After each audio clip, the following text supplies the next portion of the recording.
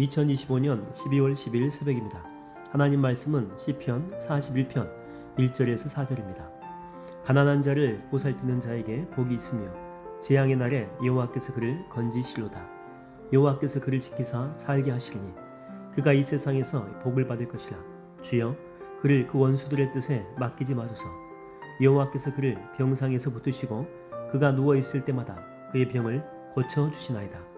내가 말하기를 여호와여 내게 은혜를 베푸소서. 내가 주께 범죄하였사오니 나를 고치소서 하였나이다. 하나님 말씀을 증거하겠습니다. 글을 쓸 때 사람은 자기가 경험한 인생을 중심으로 글을 쓸 수가 있죠. 특히 시는 더욱더 그렇습니다.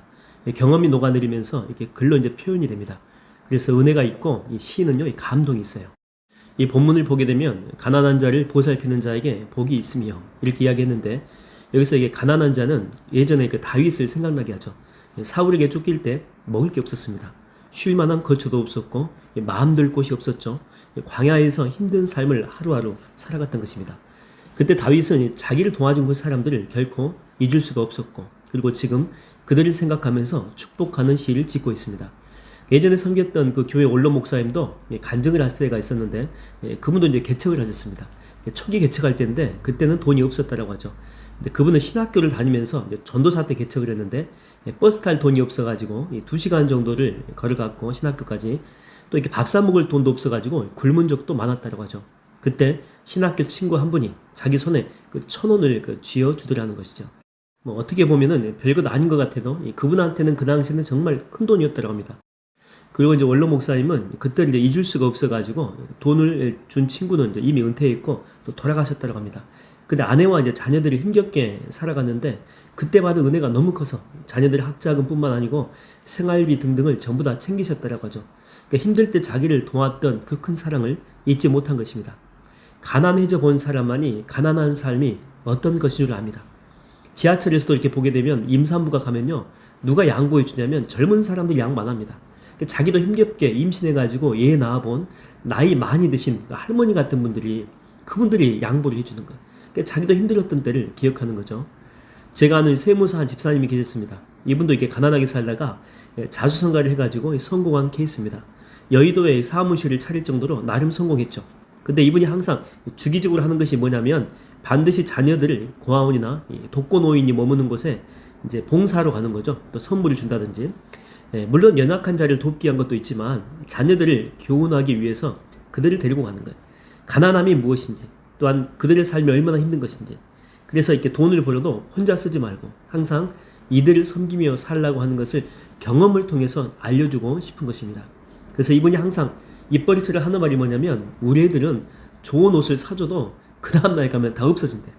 학교 가가지고 불쌍한 애들 보면 여기 그냥 벗어주고 온다는 거죠.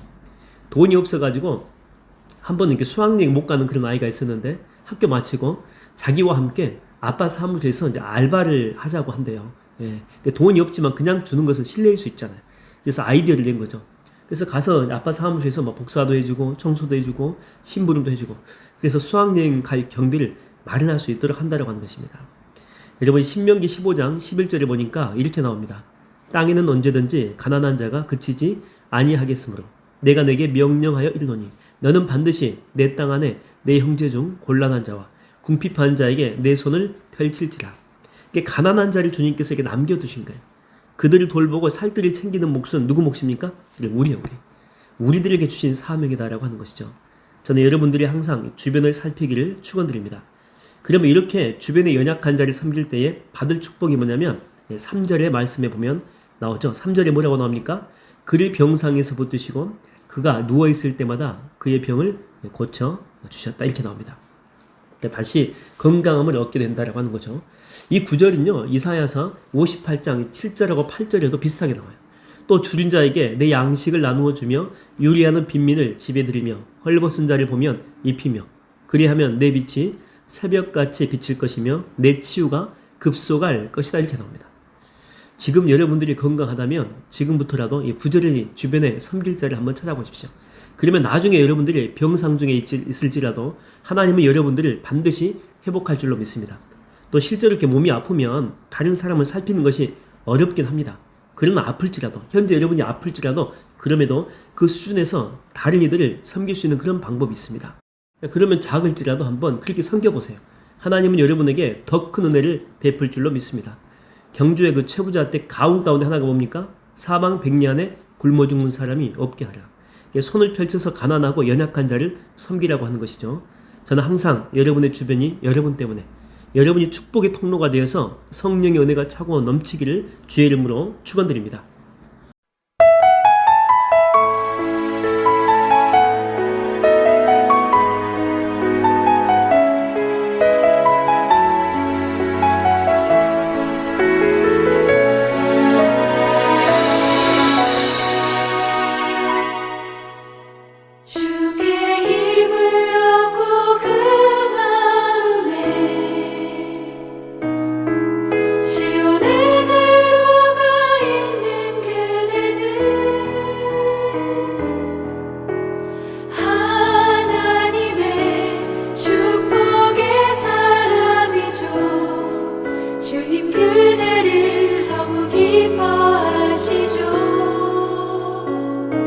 주의 집에 거하기를 사모하고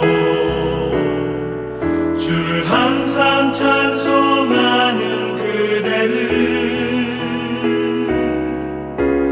하나님의 축복의 사람이죠. 주님 그대를 너무 사랑하시죠. 그대 섬김은 아름다운 찬송, 그대 헌신은 향기로운 기도, 그대가 받는 땅 어디에서라도 주님의 이름 높아질 거예요.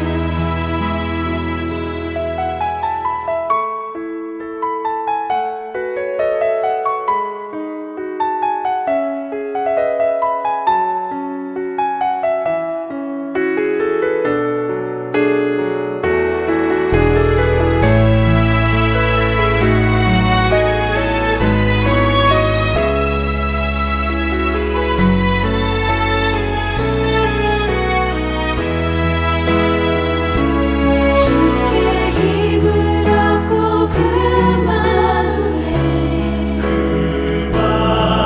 시온에 들어가 있는 그대는